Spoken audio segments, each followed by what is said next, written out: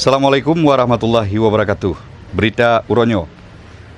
Siro nelayan Asaidi meninggal dunia di Laut Banda Aceh. Siro nelayan nan gopnyan Musliadi, umur gopnyan 20 tahun, urang Gampung Gurib Blang, Kecamatan Idiraya, Aceh Timur.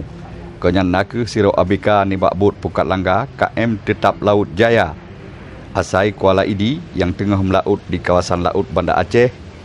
Kagwo nibak Allah. Bak urohameh tanggal 20 bulan Sekurang tahun 2020 bak poh Sekurang bengah bunuh di tengah laut.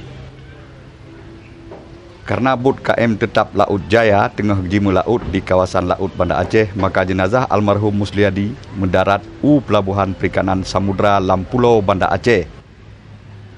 Jenazah gopnyan truk Pelabuhan Lampulo bak poh sa cet uro buno. Dari Pelabuhan Lampulo, jenazah almarhum Musliadi langsung dipuo uidi ngan sabuh moto ambulan. Informasi yang kamu temui dari pegawai yang na di Pelabuhan Samudra Lampulo Banda Aceh, almarhum Musliadi meninggal dunia dalam laut ngan sebab sakit wate tengah gemelaut. Menurut Gecik Gurib Blang, Amri bin Muhammad Husin yang mahasi kamu hubungi ngan telepon, betul gepegah ligopnyan siro masyarakat Gampung gopnyan meninggal dunia wate tengah gemelaut.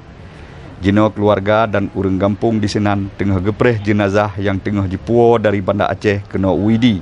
Ilyas Ismail, Freelance News, melaporkan.